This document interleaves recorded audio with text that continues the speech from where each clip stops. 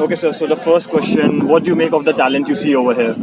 Some very good talent is there. Because the thing is, it is a huge country. I always believe that our country has an enormous amount of talent. Only thing is they are not sent through the right channels and right way of coaching. That is where they wither away. Do you I think think the infrastructure has improved in cricket nowadays? this is a fantastic infrastructure. I have not seen this kind of infrastructure anywhere. I think they should utilize this and then make sure that they hone their skills and then become better cricketers. And obviously, we are a country of 1.3 billion people, and I don't think it will be wrong to say that most of us are passionate about cricket. But as a coach, when you look at the young players, how do you differentiate between someone who's really talented and someone who's just passionate? See, that's my job because the thing is, a lot of guys come. Some are talented, some are, I won't say as talented as the top guys. So, but these fellows could get better and they'll be able to grasp whatever we say better. They could overtake those guys who are already talented. See, talent is one thing which is going to take you up to a certain level, but ultimately you have to do some hard work, and then that hard work and then proper coaching at the right time will make ordinary cricketer into a good cricketer. So that is the difference. You have coached so many young players like Varun, Zaheer Khan. So when you saw them first, did you actually think that these players stood out, or like was there something about them, some spark about them that you noticed when you saw them? When I saw Zaheer Khan, he didn't play that match, West Zone under 19 versus North Zone under 19. He had played under 19 for Bombay. That means he has some talent because nobody can just walk into a Mumbai team like that. And then he has been selected for West Zone. That means he has performed. So he has all the what do you call eligibility to come for the Pace Foundation selection. But when I saw him on the first day, immediately I called up because myself and Dennis was always wanting to have a left arm seamer for India.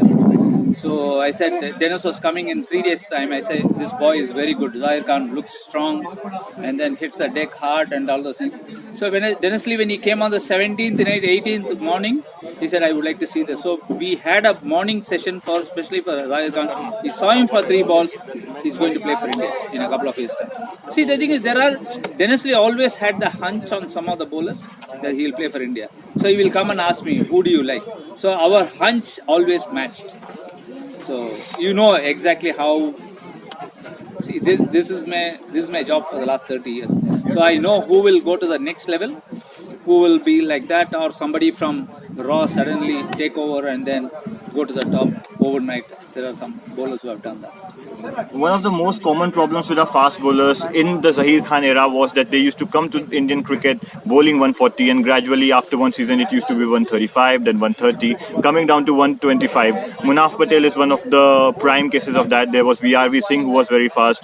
Zaheer Khan did, although he didn't fade out of international cricket, but he did lose out on his speed. So did Agarkar. So now you see these bowlers. Umesh Yadav has been playing for good 6 years. He hasn't lost one bit of his pace. So where do you think the difference has been over the years, that Mohammad Shami and these players are not losing? Fast bowlers have injuries. Okay? When you have injuries, so your body doesn't allow you to bowl as fast as you could bowl. So they reserve something for, they settle down for a lesser speed. One more thing is also, once you are at that era, once you have got into the Indian team, there was not a fast bowling coach available in the Indian team. Okay, so that is also because, see, constantly you should monitor the bowler, where he is going wrong, whether his space is coming down, whether he is having any injuries. So you have to constantly monitor. So then only they will be up there always. With all the other countries, India doesn't. Okay, that is a problem. All right. See, but Zaheer Khan, in my opinion, he didn't reduce much, in the sense from 147 he became 140, and then he was bowling between 135 to 140, but he improved his skills a lot. He could reverse to a ball, he could trap a batsman in such a way he became a very brainy bowler, which was more dangerous than somebody coming in bowling at only he was not a one-dimensional, he became a multi-dimensional bowler. He became a bowler's mentor. He became a very good deputy to Dhoni to set the field. So he developed other skills which made him a great bowler. Also, do you think that the temperament or the mentality of fast bowlers has changed? Because Umesh Yadav too had his series of injuries, right? But he was someone who was the first one, I think, like my generation growing up, he was the first one who probably said, no matter what happens, I'm not going to curve down on my pace. Mohammad Shami has had a series of injuries, but you see these players even coming after 1 year or 2 years, still bowling 140, 145 Ks. So do you think the mentality, even since the IPL has started, has changed that no, we have to be up there if the Australians are bowling 145? Because although we lost the English series, what was actually impressing was the fact that first time I think our bowlers were faster than their bowlers. So But England bowlers are aged. true. See, you cannot compare a Jamie Anderson and a Chris Broad. They have played already for 10, 12 years. Okay. Bumrah and Bhuvneshwar Kumar or Shami, they started playing just 2, 3 years back. Okay, Shami also, if you look at, he's a good red ball bowler, white ball he struggles. Zaheer Khan was not like that. So there's a difference because Shami bowls well in a test match, but one day in T20 he struggles. Umesh Yadav, very erratic.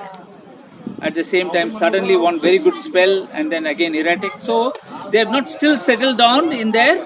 Having played for, Umesh Yadav played for 6, 7 years, still he has not settled down in one particular